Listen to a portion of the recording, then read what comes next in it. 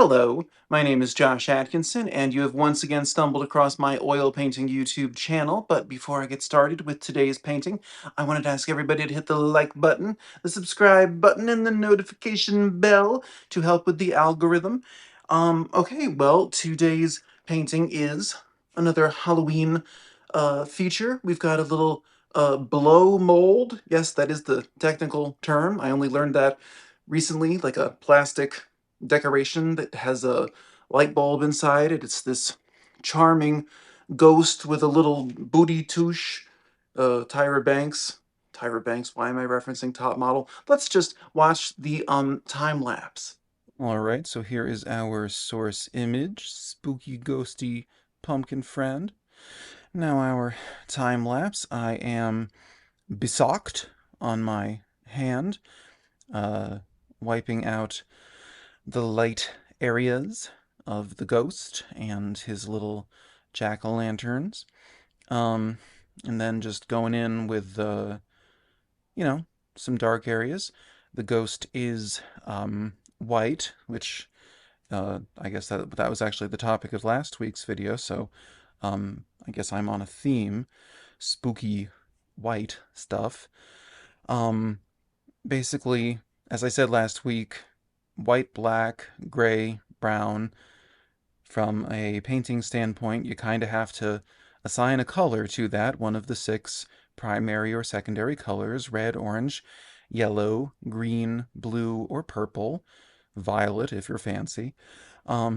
So, you know, I guess it's up to what you see. It's up to what you see or impose on the body tone. It tends to end up being a version of yellow. Maybe I mix a bit of yellow ochre into the white. And it might look duller or darker than than you th- than you see it as, but that's fine because remember the highlights have to be lighter than the body tone. Body tone is just the word that I was taught by Helen Van Wyck, who has, a YouTube channel was created in her memory.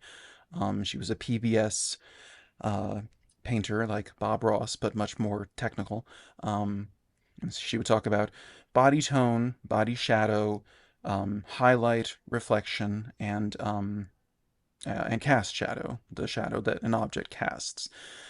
So the body tone on the ghost is quote unquote white, which is really yellow, a mixture of yellow ochre and white. And so I decided to make the body shadow out of a very, very dull purple. I attempted to do that last week as well, painting a white jack-o'-lantern, but it didn't really work, and so I moved it into more of an olive green. This time it's working just fine. It's a mixture of dioxazine purple and yellow ochre, and again, white because I'm not trying to make it super dark. This is a white object, and it's a white object where the light source is not external. It's internal, just like me. It's the light is coming from deep within. And now I'm a motivational speaker. Anyway, so that's all coming along. Then the jack-o'-lanterns are also lit from within. If you're lit from within, you should like and subscribe. All right, I'm done. But so their body tone is an orange, and so I'm going in with like a cadmium orange. I'm dulling it down, deepening it a bit with Indian red, which is not an essential color to have on your palette, but I find that it's useful. It's just a deep, dull red. Um, and I dull that just um, because you want to have. I'm going to be going in adding a very lightened cadmium yellow, uh, lightened with some white, but not too much because that will. Well, now I'm going in with shadow. Okay, these speed. What are they called? Time lapses. They go so fast. How do people like teach? I don't know. That's why I never call these things tutorials because I can't talk that fast. But anyway, I'm now going in with a darker version of the orange to show the shadows, which again are it's a little tricky because they're not coming from like the left side or the right side or the top or the bottom, because there's a light bulb inside of the object that we're painting. So it's kind of hard to understand where the shadows are forming. You can see in the bottom jack-o'-lantern the shadows are on the upper half of the sphere shape of the jack-o'-lantern. And I guess that's, I mean, I didn't actually have this object in possession, so I am just speculating, but that would have to do something with the shape of the blow mold.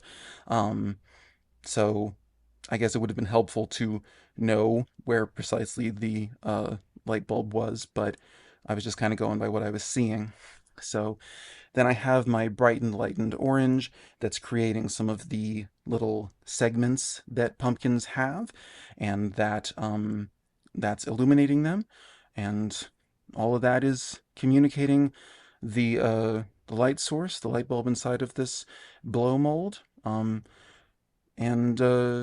and yeah, I guess the rim of the yellow, the nose, eyes, and mouths on the jack-o'-lantern, for some reason the middle of them was darker and duller, and the perimeter, the rims, were lighter and brighter. I honestly don't know why. Honestly, it was what I was seeing, so it was what I was doing. Then I go in with a nice high contrast black background. I'm just giving a little detail to the fingers, punching up some highlights, just doing a little blendy work. Again, the perimeter of the ghost's mouth is lighter and the middle part is darker, so I was punching that up a bit. I'm going to momentarily be going in to give it a little bit of a glow effect. Um, and I mean, that's basically it. Oh, and I'm throwing in a little cord.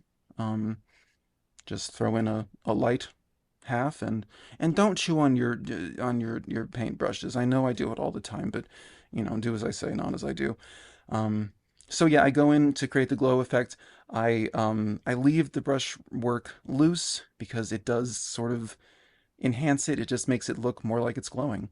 So yeah, here's some detail shots. This is a 12 by 16 inch oil painting on a sheet of canvas.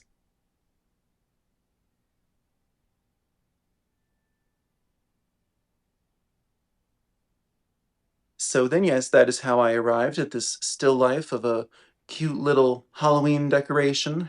It's always a little trippy to like paint something where the light source is inside of the object you're painting and the surface of the object is like translucent, like the light is coming through it. You can see the brush strokes, uh, like the glow effect. I do that with very loose brush strokes because once it's on the wall and you've got some distance, that kind of gives it a shimmer like effect. I don't know where I figured that out, but now you know. So yes, I wanted to also say thank you to the I think like 14 new subscribers I got this week. I'm up to 579, trying to hit 1,000 by the end of the year. So let's keep on trucking. Welcome, thank you for being here. Um, Last week I also did a Halloween painting, my first white jack-o'-lantern. The previous week I did some morning glories.